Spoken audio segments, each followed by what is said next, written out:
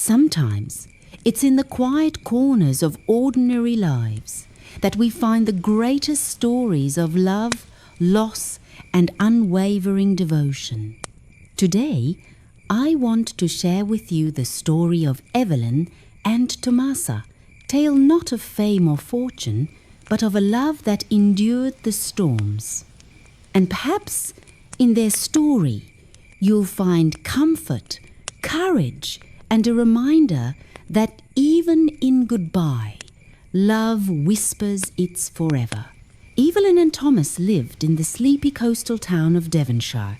Their cottage stood at the edge of a cliff where the wind danced with the waves and seagulls cried into the salt air.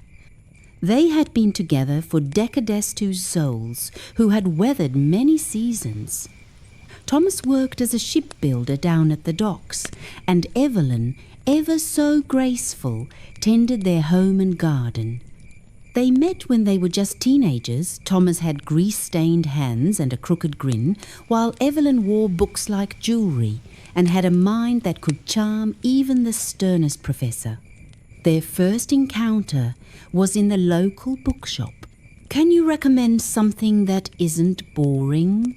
Thomas asked, holding a worn paperback upside down. Evelyn raised an eyebrow. "Only if you're brave enough for Austen." From that moment, their story began. They married young, filled their home with music, tea, and laughter.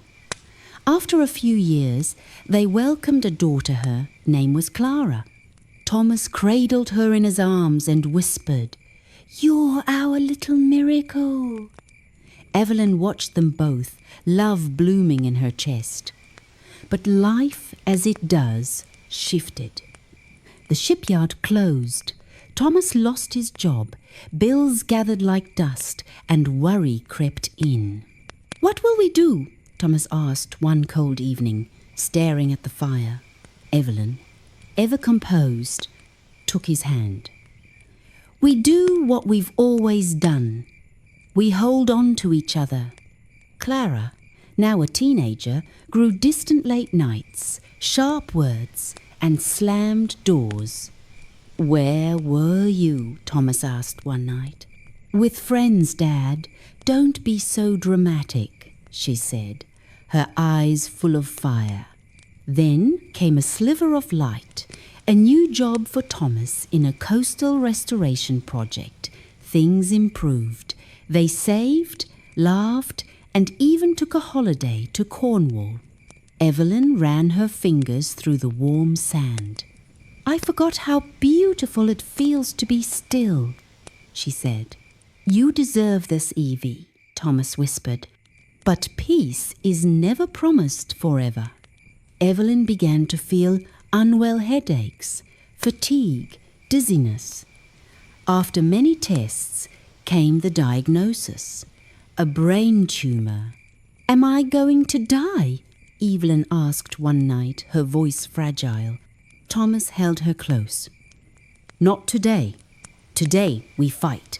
The treatments were harsh, the days blurred. Thomas never left her side. He brushed her hair, brought her tea, and read poetry at her bedside.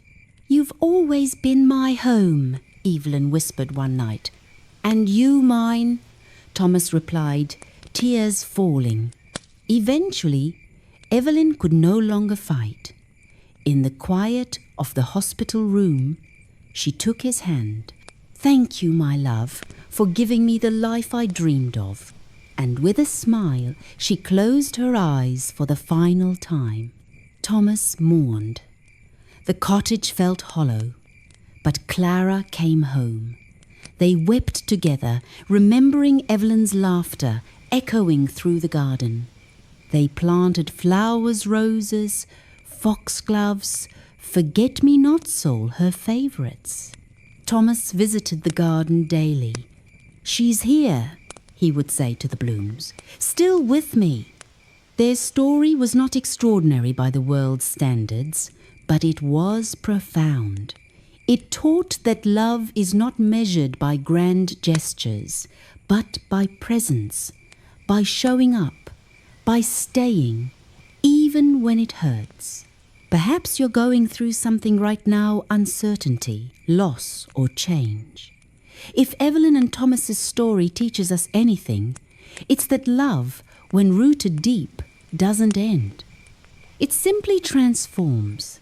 So hold your loved ones close, speak gently, and remember, even in the fading light, love still shines.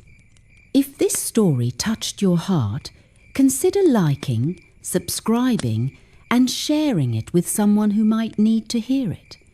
Sometimes, the right story finds us exactly when we need it. Thank you for listening. I'll see you in the next video.